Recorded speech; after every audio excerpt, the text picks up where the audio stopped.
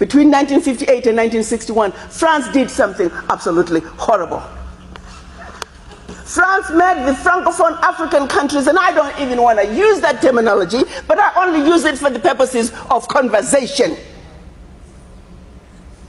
The 14 countries which were formerly, but still colonized by the French, they were forced to sign a document that they called the Pact for the Continuation of Colonization. You heard me. The Pact for the Continuation of Colonization. If you want your independence, you must sign this. Guinea, Secretary said absolutely not. Mali said absolutely not. France, pack your bags and go on back home. France could not believe it. Could not understand that an African country, these monkeys, do not want to be affiliated to France. They said, we will show you. So history tells us France went into those two countries, took everything that they thought they had brought to those two countries, including the last teaspoon and chair, proceeded to pour concrete into the sewage pipes, completely devastating the two economies. The then newly appointed president of Ghana, Kwame Nkrumah, in his efforts to rescue these two economies, created the first ever union of any African states, Ghana, Guinea, and Mali. But what that did was it made the other African countries realize that if they go against France, this was the fate that was waiting them. So what did they do?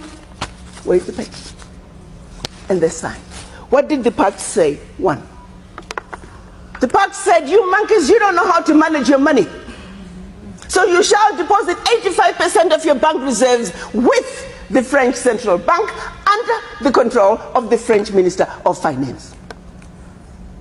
And that France is going to take your deposits from the individual countries, pool them together, invest them in the French stock market under the French name.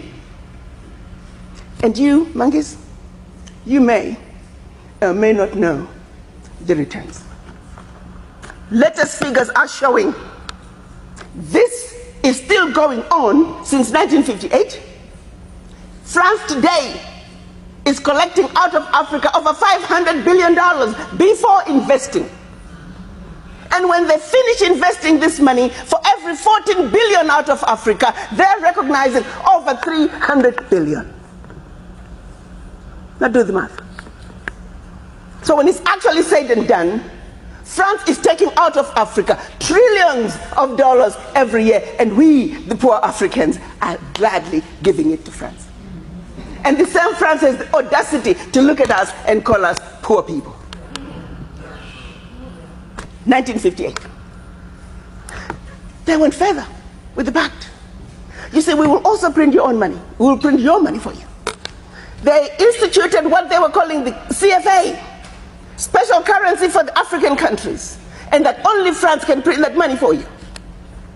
They went on to say all the contracts, large contracts, public and private, French companies have the first right of refusal. All your minerals discovered, yet to be discovered, France has the first right of refusal. Now, my brothers and sisters, if one of you was to wake up one morning and you're president of one of those countries, and your chief of staff walks in first day and starts reading you out the do's and don'ts as stipulated by the Pact for the Continuation of Colonization, what power do you have? None. And the same countries that are stealing from Africa, they have the audacity to look at Africa and say, Africans, what's wrong with you? Why can't you all take care of yourselves? Well, let's start by leaving our $500 billion on the continent. But what they do instead, they want to throw you with a smoke screen. Your African leaders are corrupt. Well, you know, I gave you that. I mean, not all African leaders are corrupt. Africa is a family. No family is complete without crazy Aunt Sally and crazy Uncle Tom. Nobody's perfect. Okay, fine, so I'll give you that. Their own figures are saying 50 billion is getting out of Africa from corruption. Fine, I give you that. But you do not want me to engage in a conversation that's solely limited to the $50 billion out of Africa through corruption. First, you don't tell me where it's going. You simply tell me it's getting out of Africa. But secondly, there's a bigger thief. You got two thieves, one with a briefcase with 50 billion and the other thief with a briefcase with 500 billion. I am a smart woman. You want me to ignore the one with 500 billion and put all my energies on a suitcase with 50? And by the time the one with 500 billion is done investing, we are talking trillions. Now, do you see how quickly the funds out of Africa from corruption become the larger chunk under the table? And they want you to stay under the table. So you never have to talk about what is on the table. We must wake up, Africans. We must think about our situations. How did we get here?